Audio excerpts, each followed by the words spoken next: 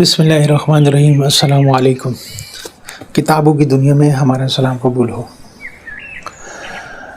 بنو ہاشم و بنو امیہ کی رقابت، اسلام سے پہلے اور بعد، تاریخی جائزہ۔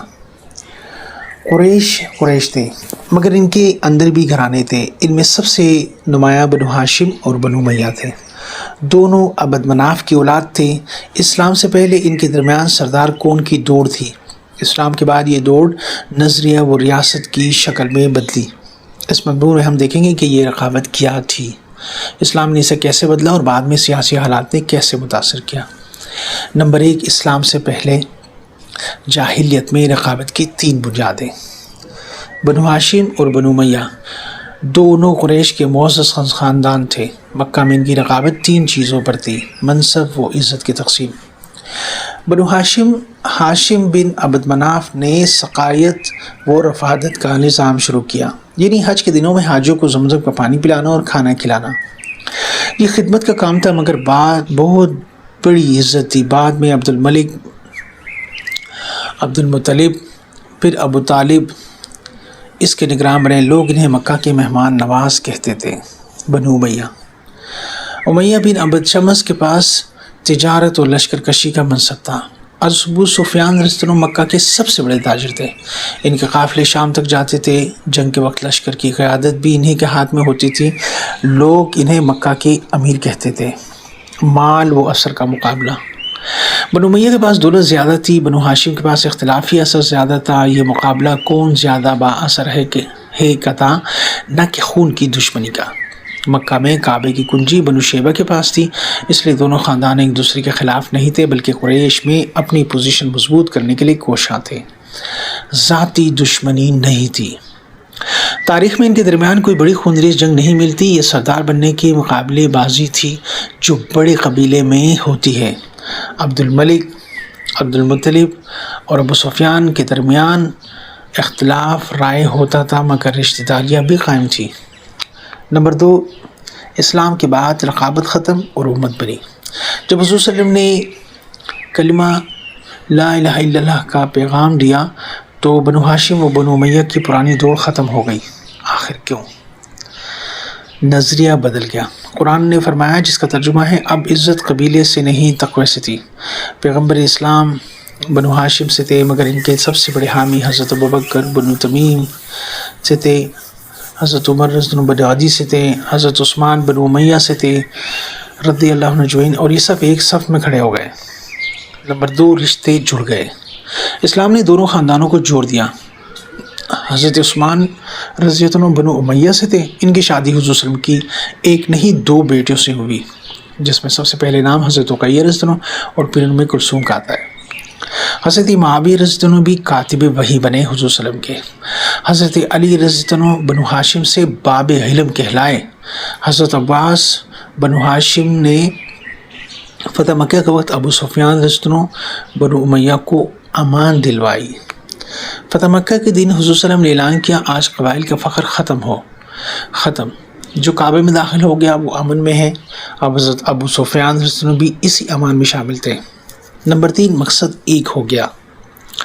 اب دشمن کفار تھے، آپس میں نہیں۔ بدر ہو، احد ہو، خندق ہو، بنو ہاشم و بنو امیہ کے مسلمان ایک ساتھ لڑے۔ پرانی رقابت اسلام کی سربلندی کے مقابلے میں ختم ہو گئی۔ نمبر 3، خلافت کے بعد سیاسی اختلاف، قبائلی رقابت نہیں۔ حضرت عثمان کی شہادت کے بعد حالات بدلے، یعنی ان کے درمیان اختلافات قبائلی رقابت کی وجہ سے نہیں، بلکہ حضرت عثمان رضی اللہ عنہ کی شہادت کی وجہ سے ہو گئے۔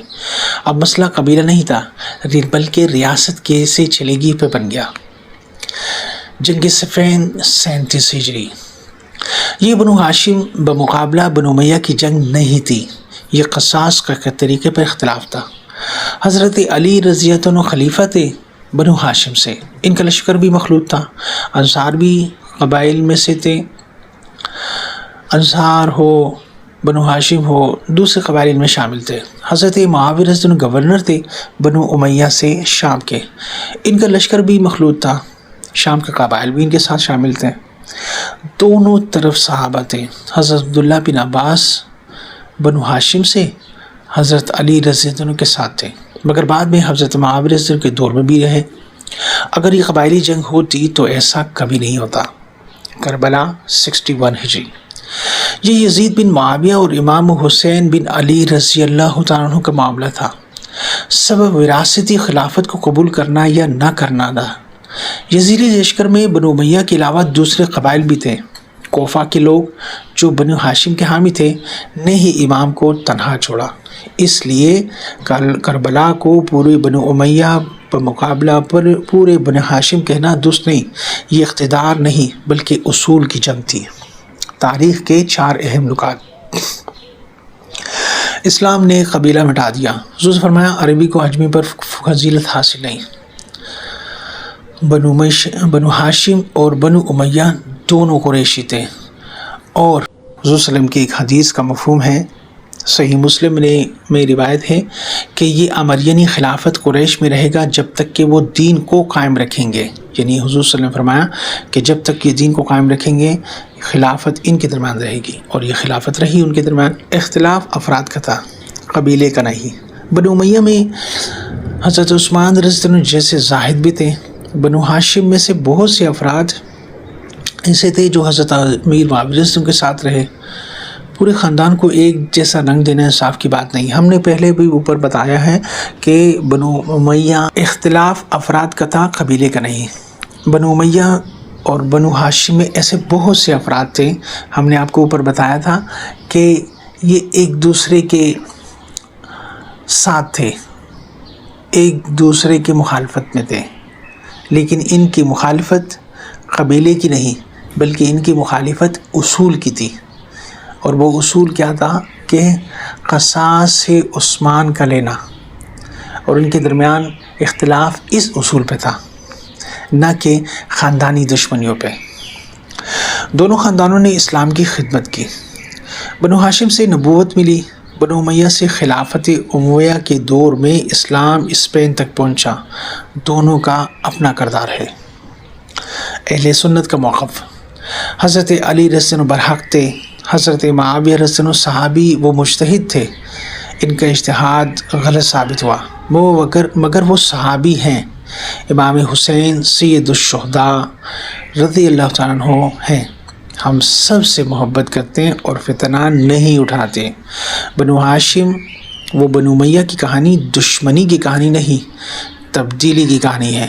جاہلیت میں وہ سردار بننے کے لیے مقابلہ کرتے تھے، اسلام نے انہیں بھائی بننے کا سبق دیا۔ صفین و کربلا امت کے زخم ہے، مگر ان زخموں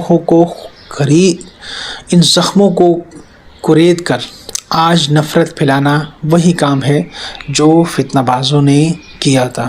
اب تک کے لیے اتنا ہی، نیکسٹ ٹائم ایک نئے سبجیکٹ کے ساتھ ملیں گے۔ اللہ حافظ۔